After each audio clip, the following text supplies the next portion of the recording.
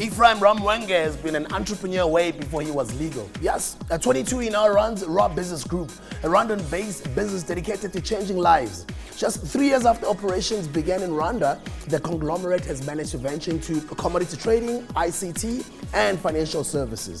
Ephraim continues to reinvent the approaches in venture capitalism and hopes to see the business operate on numerous countries in the continent, tentatively with a listing on the Rwanda Stock Exchange on the horizon. Take a look at his story. For me, the biggest challenge is being young. The context in which we're in Rwanda, they promote young people, but it doesn't translate in all aspects. You, as a young person, when you go into certain fields and certain environments, there's this notion that young people are not serious. So when you go in and you're saying, I want to do this and I want to do that, especially business like commodities. And that became a challenge. Then there was the one of capital. But interestingly enough, both of those became opportunities. If it was not for the capital gap, we wouldn't have seen the need to set up Raw Capital. And if it wasn't for the age challenge, we wouldn't have had some of the opportunities we've had, because there are certain incentives that the public sector has afforded to young entrepreneurs. I've learned that beyond financial resources, human capital is actually equally as important, probably even more important. So what I like to do is I like to take gambles on people. I see somebody who looks like they have what it takes to run this business, obviously with some fine tuning so that they can run it the way I would run it.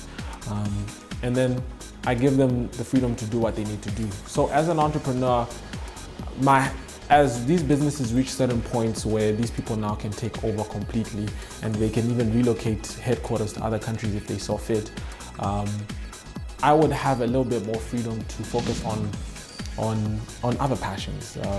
Right now, I am the creator of Kigali Shapers. Kigali Shapers is part of the Global Shapers community. And what it is, it's under World Economic Forum. And it's basically trying to give young people a voice in their respective countries to help them shape their communities in conjunction with shaping the world.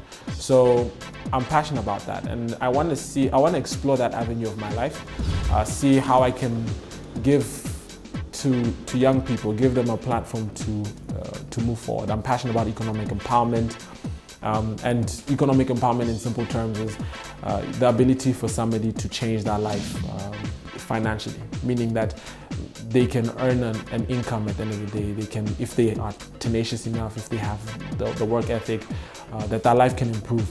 And that's what I'm passionate about. And as much as we focus on entrepreneurship and say that entrepreneurship is that, and creating the jobs and investing in these entrepreneurs and doing the business development, it doesn't end there.